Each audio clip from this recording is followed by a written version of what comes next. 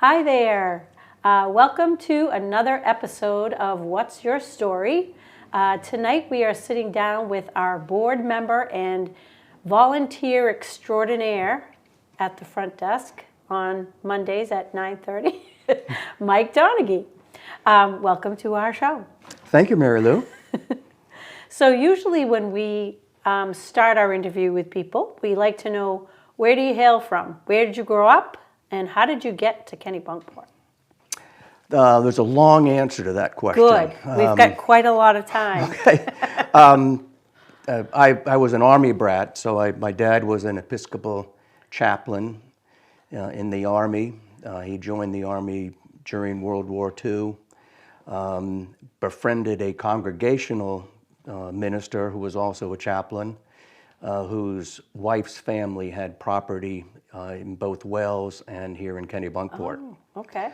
So after the war, whenever we were stationed in the States, or whenever he was stationed in the States, we would come up to Kennebunkport and stay in one of Uncle Bill and Aunt Bertha's cottages. Yeah. The one we stayed in, it's a little bit bigger now, but it was a very small cottage right at near the bottom of South Main Street. And it was, we've loved it up here ever since. Mm-hmm. When my father retired from the Army in 1963, they had never owned a home. They'd always had military housing. Right. And so to hedge against being homeless, they bought a house, the house that I live in now with Vicky. And it was a summer home until 72 when they moved up here, winterized it, and became full-time residents. Oh, So I've always at least once or twice been up here in the summertime. Yep. It's a town that, you never get disappointed when you come back. Unlike many other places you go to a second time, it's like, wow, it really isn't like what I remembered. Yeah, yeah. This place just, in my opinion, just seems to get better. Yeah, I would agree. When you were an Army brat, where did you live? Born in Germany, and then after about 2.5 years, we moved to Silver Spring, Maryland. My father was stationed at Walter Reed Medical Center. Yep. We then went to Alaska, Fort Richardson, just outside of Anchorage. Yep. After that, Fort Belvoir, just outside of D.C., next door to Mount Vernon. Okay. So you attended the West Point, the military academy. Was there any question of other branches that you could go into, or?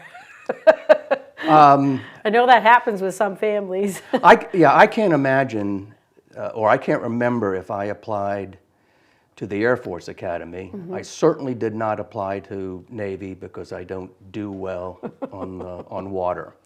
So there was no way that, and quite frankly, I applied to West Point because I was incredibly naive, incredibly immature. I thought that the day you set foot in college, you had to know what you wanted to do. And I didn't have a clue what I wanted to do. Didn't have a clue what opportunities were out there other than being in the military, teaching, being a lawyer, or being a doctor. Yeah. So I figured if I could get into West Point, because there was a 5-year obligation after graduation, there was 9 years after high school that I didn't have to think about what I wanted to do with my life. Happy you did it? Now. Yeah. I didn't enjoy it when I was there. Yeah. But Tough stuff. That was part of my, I think, immaturity. I'm very pleased that I went there. When you got out, where were you stationed? Danvers, Massachusetts. Okay. There was an old missile site there. Yep. Nike Hercules missiles. I was there for about 18 months. We closed that system down. I went over to Korea and did the same thing. Oh, wow. And then closed that system down as well. So I was kind of a bad luck for the air defense at that point. The first 2 jobs where I went were the end of that system for folks, to subsequently follow me. Yeah, yeah. So, so when you were also deployed, right? Right. For how many? You're How talking about many Afghanistan, deployments? or yeah, that was after I got out of the Army.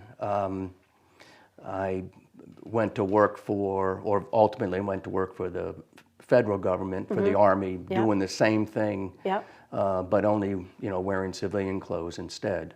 And so I volunteered for a program that the Department of Defense had created for the Afghan war. So I was over there 2011 and 12. Oh wow. For about 13 months. Yeah. I guess I was thinking you were there while you were still in. So No. it was after. Yep. So where did you meet your lovely wife? Well, I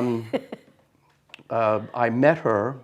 She came to. I was working for a law firm back in the mid '80s in Hampton, New Hampshire, and she joined that firm as a paralegal in I forget the month, but anyway, 1995. Yep. And so we worked together for a number of years. I was single at the time and interested in playing tennis more than anything else. And so we didn't start seeing each other until probably 97, thereabouts. I say we would go, she was single as well, so we would go to firm parties by ourselves, or I would pick her up and whatnot. And, so we did a number of things together through the firm, but I never looked at those as dates. It was just sort of she's got no one to take her, I got no one to take, so. Did she look at them as dates? She did, actually, she denies that we didn't date before we started really seeing each other. That's funny. But So kids, grandkids, you've got a few. Vicki has 2 daughters. Yep. Again, I'm terrible with ages, so. That's not. Yeah, and her youngest daughter has a boy and a girl herself. Yep. So we've got 2 grandchildren that live in Chicago. I've got 2 daughters. Caitlin she's the oldest of the 4 girls. She lives in Barrington, New Hampshire. Yep. And she's got 2 boys. Yep. And then Megan is our flight attendant daughter, so she's obviously the favorite daughter because we get to fly on Delta for free. She's got 2 children as well, a boy and a girl. So we've got a total of 6 grandchildren altogether. And 1 great grandchild too. Oh. The oldest grandson is 20 or 21. No, he's born in 2000. No, he's good.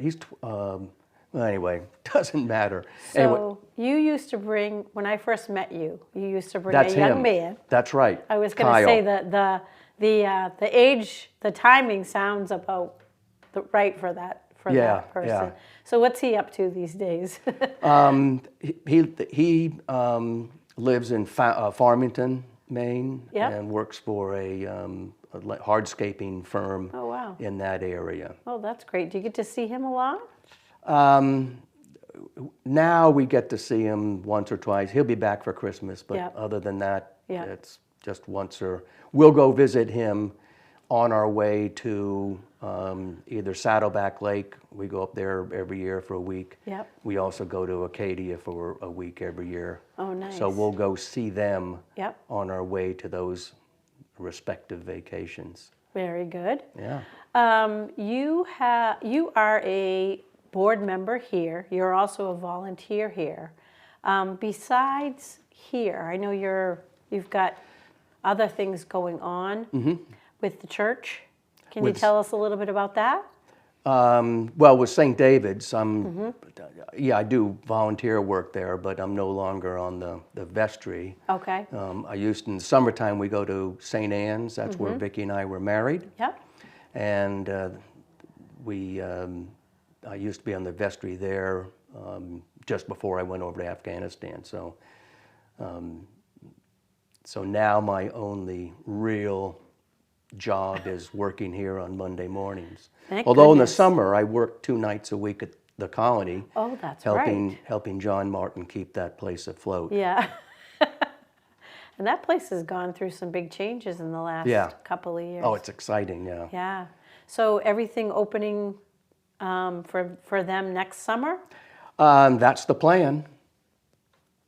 They've already got 6 new rooms that are open. Right. And I think they're open for Prelude. Yep. And then that'll end.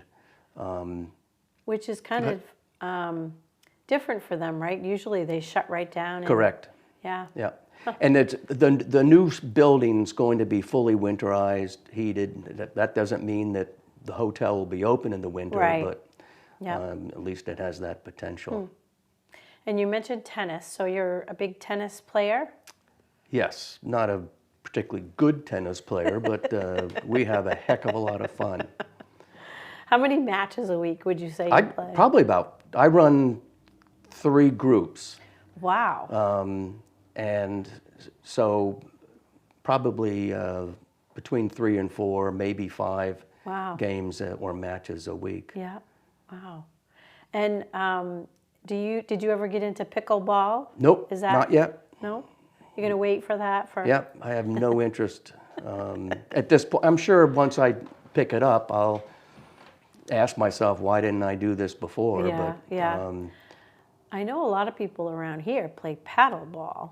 Is that something too that... Paddle? I used to belong to Arundel Paddle Club. Yep. That's a great game.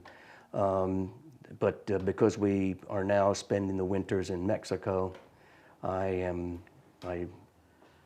turned in my resignation from that club.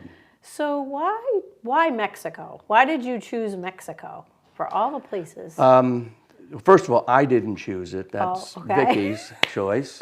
And that's, first of all, she doesn't like the winter.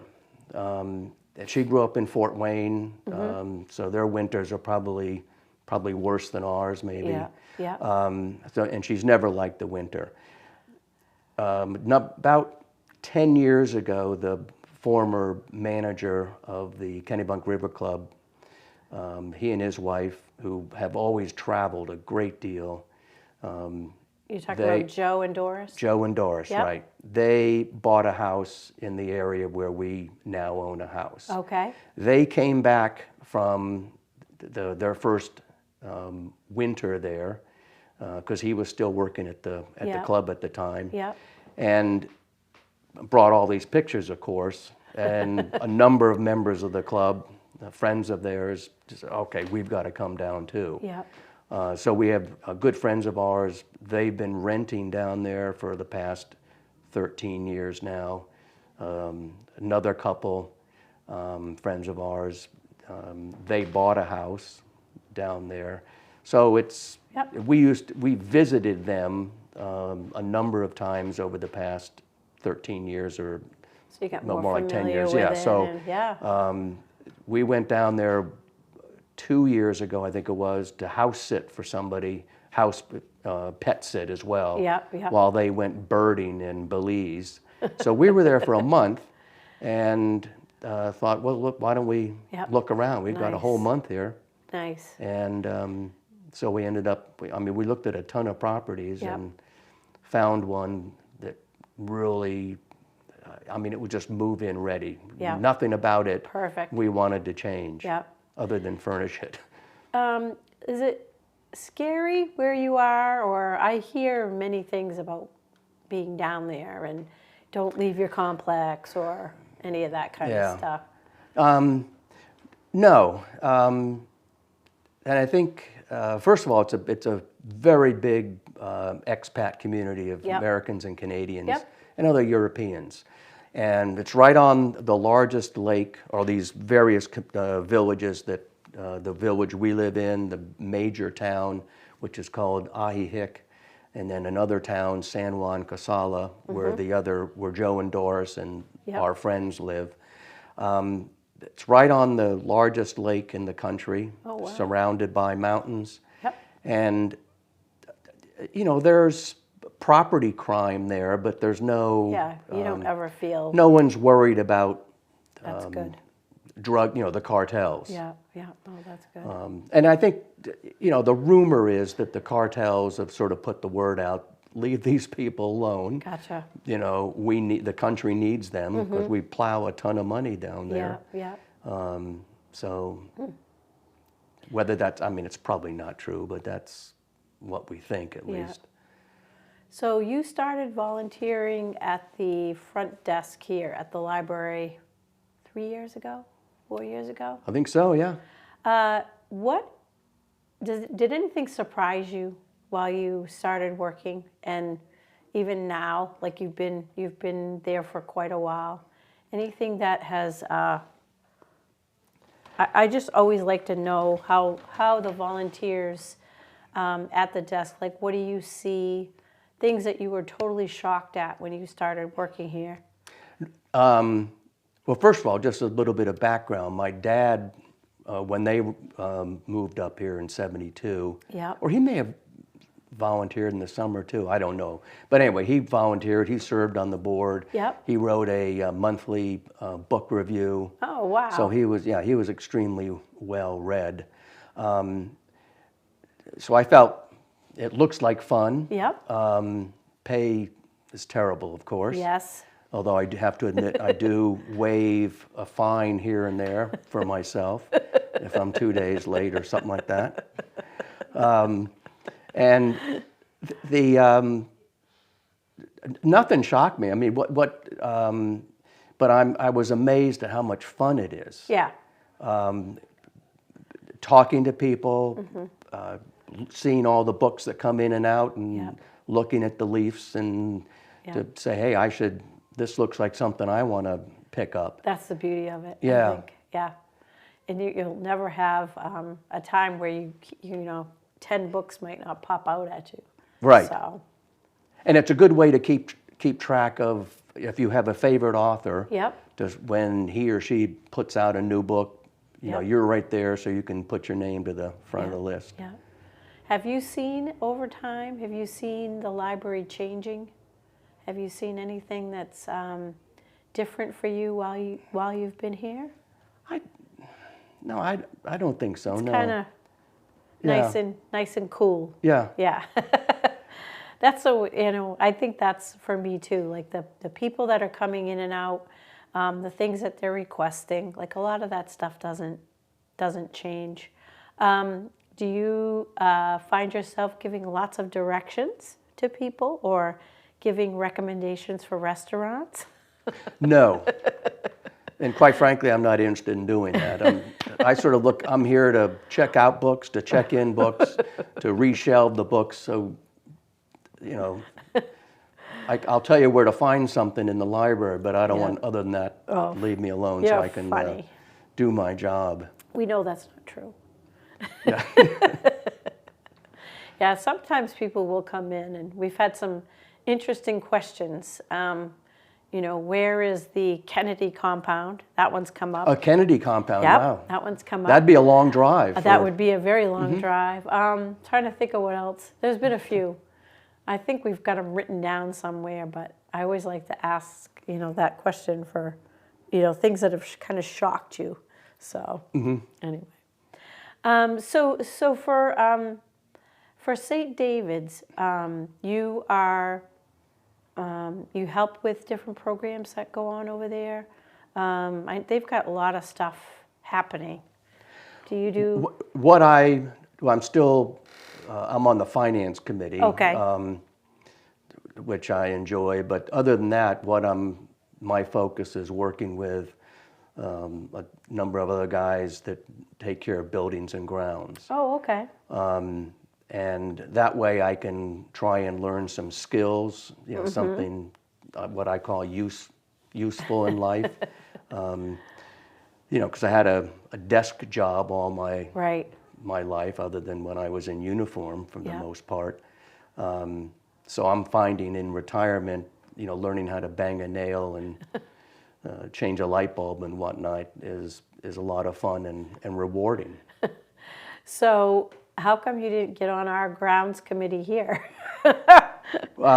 Because I was given some other job to do. I wasn't given that opportunity. Huh. How long are you still on the board? How many years? 2 more years, Ooh. I think, or no, maybe. You still have more time years. then, Yeah. for all Yeah. the things you've learned over at St. David's. Oh, we right. put Yeah, to there you work. go. There you go. Like fixing a sump pump. Yeah. That's right. Yeah. Changing it out. Yeah. Oh my gosh. It's been probably 3 now. Other than that, I've had other people able to do it for me, but they're not easy. First thing you have to do is make sure you turn the power off. Yeah, that's important. Yeah. Especially when you're around water. That's true. That's true. So when we get ready to wrap up our interview, we do like a rapid fire 1-word answer. Ooh. You game for that? Okay. I'll try. Okay. Favorite, I'm going to ask you, because I know you read a lot, favorite author. Instead of favorite book, I'm going to ask you favorite author. Baldacci. Okay, David Baldacci. Favorite movie? Oh, Notting Hill. Or that's a tie. Notting Hill and Holiday. Oh, okay. That's a good one. Cool. Both English, because Yeah. I'm a big Anglophile. Yes, you are. Coolest place you've ever been? Not temperature-wise. Coolest place. I don't know. Kennebunkport. Although I don't know if we could call it cool, but That's okay. Yeah. That's a good answer. Do you have a favorite restaurant? It doesn't have to be around here. yes, Viva Mexico in San Juan Casala. Okay. What's your favorite thing to get? Margarita Grande. Oh, okay. So no food. Yeah, 140 pesos for a huge margarita. So I was going to ask you favorite cocktail, but I think you kind of answered that, unless you do have a different one. Favorite cocktail? Depends on the season. Okay. So what if I said Winter's winter? martini. Okay. And then summer gin and tonic. Vodka or gin martini? Oh, gin. Okay. What do you think There's about... only one martini, What do you think about those people who have vodka martinis? Not much. Not much. No. That would be me. Okay. Our producer, Mike Kelly, I think likes, well, you like both, right? Gin and vodka, yeah. Oh, well, I know. I'm a big baby when it comes to that. I don't know why. I can't do a gin martini. Well, it's got a flavor, and vodka doesn't. And True. I mean, I've had a vodka martini before, but I don't see the point in drinking it. Do you have a favorite library? Graves Memorial Library. Wonderful. I think I've mispronounced that. In fact, when Vicky sees this, she's going to say, "Oh, you idiot!" Library. Jeez. Well, thank you for taking the time to sit down with us. Oh, one more question. Who's going to win Saturday? Oh, Army. Okay. Prediction on score? No. Army will, if they win, it'll be by 3 points. Okay. I should have worn my sweater today that says "Go Army, Beat Navy" on the... That's right. You have a great outfit for that. Yeah. Poor George. I know. Every year I send him a picture of that. My sister Debbie is going to the game on Saturday. She's going with the press group or whoever they are, taking pictures and whatnot. So she's very excited about going. And we had Is asked this the her, sister that's her husband's the registrar? That's right. Okay. Yeah. So they live at West Point. Yeah. And we have asked her since last year if we could all go. And she said, "Oh, the tickets will be hard to get." And so we're not going, but she's going. Yeah, I don't know where everybody's staying. I mean, it's not I have no it's idea. Yeah. I have no idea. Yeah. But I heard the tickets were pretty expensive. Yeah. So, oh well, we're not going, but we're watching. I don't even know if I'm going to watch it because if they don't play well, and I just can't take Yeah, that. You know, gotcha. I want to see them win. I don't want to see them lose. Right, so. right. When you were there, did you enjoy going to games and all that kind of stuff, or Not really. no? No. In fact, I don't even know. I mean, when we were freshmen or plebes, I think we had to go. You had to go. Yep. The other years, I didn't necessarily go to all the home games. Yep. Yep. You know, which looking back on it, you know, again, what a jerk I was. Jeez. Oh, you made it through though. That's the important thing. You weren't the GOAT. That's right. That's right. So, and for anybody that doesn't know about the GOAT, could you tell us about the GOAT? The GOAT is the person that graduates at the very bottom of the class, and every member of the class contributes $1 for a pool or a kitty, and the GOAT gets that money. Yeah. So I think, and we started off with about 1,200 and something, graduated I think 837. Yeah. Wow. So, you know, back in '72, $837 was $837. Well, right, and it doesn't matter your grade point average getting out of West Point, right? So Right. maybe that was something people aspired to. Yeah. Yeah. I mean, I would have hated to have been the second from the last. Yeah, that's true. That's true. Thank you very much for doing what you do for us here at the library, being on our board, being a volunteer here. Hopefully you'll stick around and spend many more years here at the library. You God game willing. For that? Okay, Yeah. good. Good. And thank you all for being with us tonight, and we hope to see you back here next time on What's Your Story?